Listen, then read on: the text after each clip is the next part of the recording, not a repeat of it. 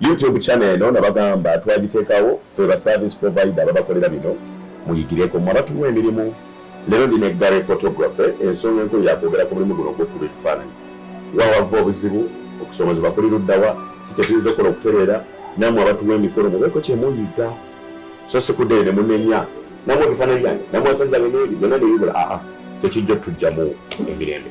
Gary eyo atamanyina mannya kuba bamanyi Gary erikola ensimbi gwe tolinganze nze Zambaali Pulasiyo Mukasa sirina ddala naye gwe inaani Gary photography ate gali amatuufu amanya amatuufu Bwanika Baale Gary Godfrey. Bwanika Baale Gary Godfrey. Lwaki ogatta mangi? Buli ku Luganda nafuna abiri ne mu Luzungu nafuna abiri. Bwanika beddira ki? Beddira Mutima. Omuyanja omusajja? Omuyanja Kabbiro Mawoolo omuzuukulu namugera Kakeeto. Mwaba Nakirembeka. Tetuliba Bakakeeto. Abo baba Katikkiro. Chwed. Faba kutte Ddamula. Allah wakwa oyegedde ebigambo. Mukote okay. Gale twogera ku mulimu ogw'okuba ebifaananyi. Ogukubye era n'ogulaba. Kituufu. Kusomozebwa kikuwolabiddemukko. Kwe twagala okumanya oli akulaba nti mutuwa emikolo batukuloka okusomozebwa kutusanga. Okusomozebwa nize okuteeka mu kategori bbiri. Side yange ya field n'eya side ya client. Yes. Side gy'oyagala. Side ginandisoose ya client. Obuzibu okisinga osanga okusomozebwa okusinga osanga bakyanti baffe butatutegeera. Good. Kyengamba obutatutegeera nti olunaku lutuuka ng'ateesa na client ye nga yennya omugole. Olunaku omugole lutuuka n'akukwasa coordinator. N'atamanya biki bye mwateesaako package yalonda naye so omuntu otuuse ku site akubuuza bye mutaateesa naye. Akugamba okuba by'otalina okuba. Twagala mwambika obusozi. Nabagamba mulete drone sigiraba. Naye batukuba ekifaananyi nga muli ku nnyonyi. Nga client wali mubuli ebina ogenda omuwa aganja kuwa drones oba sigenda kuwa drone okusinza ku ssente z'aba sente zaganye yereeta kino na kino. Exactly. Naye sanga abantu bano abalinaanye omugole ku lunaku tebamanyi. So ekisobola tuliza emikolo 1 bw'omala okubuukinga Gary ne mukanga tagenda kuwa kino na kino byemiri byemubuukize byogamba abalala kwagwejja kuba mugole nga kisobola okubaga nti kino kikkaanyako kino saakikkaanyako. Challenge endala era mu mulimu ogwo bwe gumu tulina bye tuyita ba coordinator. Chairman organizing committee, timekeeper. Kitwale nti mulimu gardens mukuba ebifaananyi memories ezigenda obbaawo obulamu bwonna. Babukyali awo chairman ajja kuyinya maaso mulekerawo abantu abalize ku reception. Neerabira nti guno omulimu gwo baakusasudde ate nezino memories omugole zagenda okukola ki? Okusigaza. Chairman najja nakuyinya maaso nagalekera okuba ebifaananyi. Obudde butugenzeeko naye ng'obudde bwagamba obubagenzeeko mugenda ku reception baleete bantu balala kaŋŋambe baleese si kibi okweta service provider abalanga abayimbi naye ze ntebere ŋŋamba nti obudde bwewanditaddemu ebintu ebirala bitandifuuse nnyo nga memories wandibiwadde nnyo ebifaananyi byo nsonga nti ngenda mu gardens ompe eddakiika 5 ebifaananyi bwe tuba tubikuba okuva ku 4 tuliwo saa 2 ya ppaka 6 bifaananyi. Exactly. Musobola kuba exhausted. Manyi okubira abagole nga bagamba n'abifaananyi batubisiza bayitolika nnyo bamubya abalampa omuti bamukuyakkirira ku muvakero. Naye ekisinga ate okusosa baba papia ne mutuuka n'okukola selection n'agamba bino nga sibirabo. Kino kati naye nyini yakola ki? Yako papia. Tuba twetaaga coordination ebeerewo tule n'omugole omuganda obudde butubwenjagala. Era kuba oba totudde na coordinator tajja manya byateesa na mugole. Yajja genda yabakola mu committees abo nga toliyo. Ebifaananyi tuwe eddakiika 2. Tuwe eddakiika 3. Olukiiko lutuula ne ludesigning engeri embaga gy'enaatambula naye nga bwe temumanyi. Agatandikafe okutematema nga MC bwe tunaagamba. Eddakiika 3 bifaananyi 15 kwogera 22. Naye laga nti zino memories ze baliko naye oba tompadde budde bumala togenda ssanga kirungi togenda funa kirungi. Challenge endala eno kimanyi service provider asinga bagyogerako oneka poske naye bakatambula ku social media photographer yafumatinze kaadi wakumumma mmere ensonga eyo nkulu tosanga nti okedde n'ebifaananyi ssaawa 11 mu salooni mukedde naye abakutte mu salooni nga bakolako mugenze mu church tanalya tomukiriza kuva ku lusegere mugenze mu gardens mukoze aba n'ababifaananyi mukoze mutuuse ku reception coordinators ze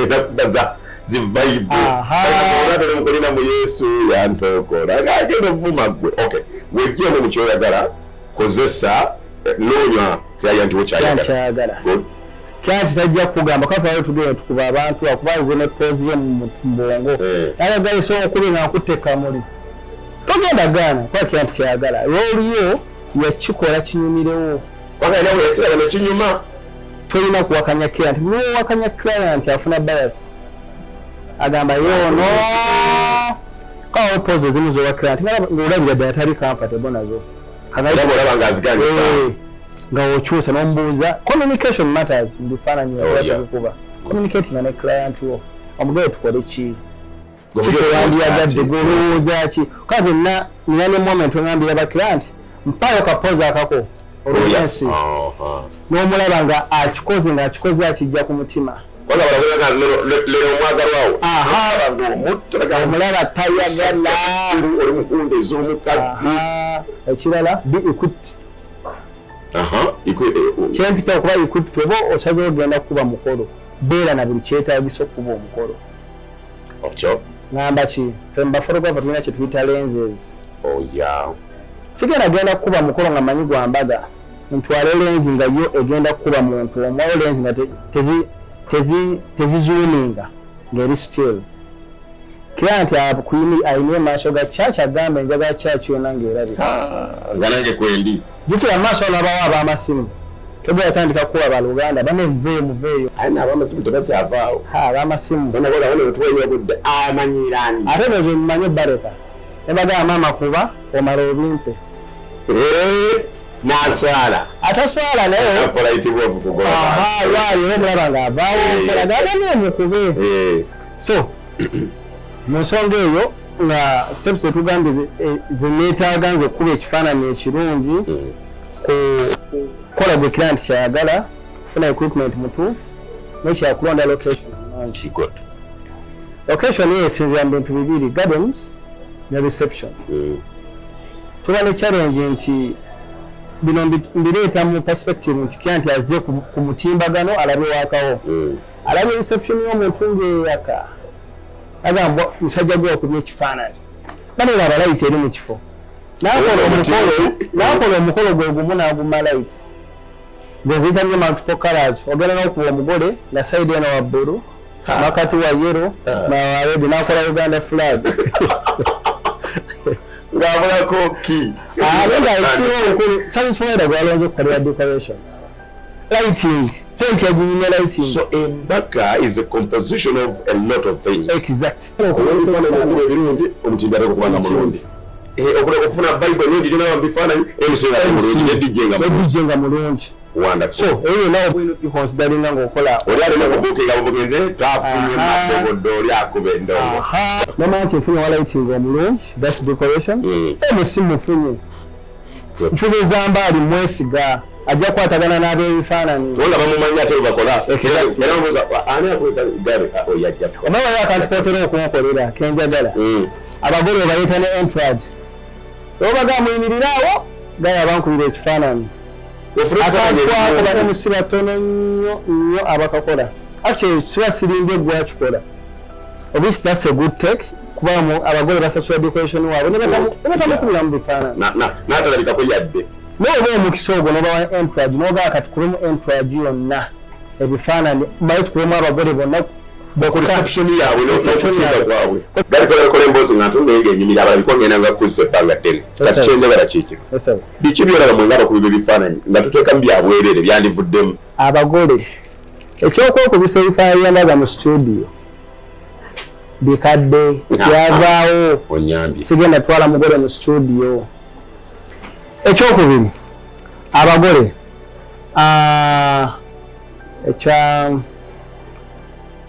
ekyokubiri bagambe toswala oneza kukola kwati bwensonyi bajja kunvuma bagambe nokugenda mu studio nebitagamba batuvaawo bagenda mu studio sigenda kyogera bubi abagole sijja kyogera bubi naye abakoleza limoziini nebya entourage yona ekiteeka mu motoka eki yatosha kukwata convoy eri smart bana ekikadde emotoka emu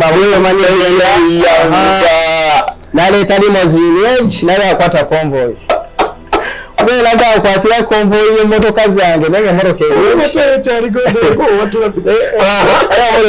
eri mba naagole mbasaba mutima mulungi tukireke. Ekirala ekyabagole okwetya nazaala ndaba sezaala ndaba nga muyingidde reception bakuteddeko akayemba ka vibe mukadde andaba mukadde atulaba bana mukyejjeemu kitta ebifaananyi embaga ebeegi teddibwamu so olina okukola kyolina okukola n'essanyu so nensaba abagole mujjeemu ensonyi. Ekirala ekisembayo abagole toddamu kulonda service provider nga oyitira mu bya gundi yampadde offer. Ekyo kibi. Ebintu ebyobwerere biri expensive. Offer mbi. Alinayo omukazini wange amanyi okwogerera baŋŋamba abeera nnyumba nni n'akola faani ne baseka ebyo byesonyiwe. Ate ngambye akolera bwereere omwana wa nnyabo. Ebyo mubyesonyiwe. Eno ekisembayo bagole balina tendensi ya okujja okubuukinga n'agamba bambi nkolere waffe tuba n'emikolo mingi. Eno ogenda kwetunda era guno bannange kwokola gwe waffe tukyayagala munaana otaabazingira famire yaffe awo ekyo tugamba nti nkolera n'omutunuulira ojja kukuwa connection endala mwayite omukunyigiriza fayina okukola kuba kuvudde ku mutima nze oba zinannyonnyola bulungi sobola gaana kukola n'omugole abeeramu ne kali mugambe tujjamu emikolo ffe tukyali bawala bato waffe bakyali arangi abawasa. So okujja ffe okukolera si lwakuba nti tuwe tukola emirala nedda kankutegeere nga ggwe tukoledde Sharon embaga ye yajja n'andaba n'agamba ayagala kirungi nange nenkolera n'omutima gumu kanzije nkole mugambe nti Zambaali bambi nkolera omukolo gwange guno bulungi kive ku balala abaana baabo balaga nti omusajja oyo yakkuba ebifaananyi omusajja oyo yakolera. That is wonderful. Abagole bayiga okukozesa aba event planners. Eya lwansonga egi omugole ajja agenze wagawo ne bamu disappointing oba ne bamunyiza najjo ebifaananyi azze okubuukira naye nga akyalimu muudu eri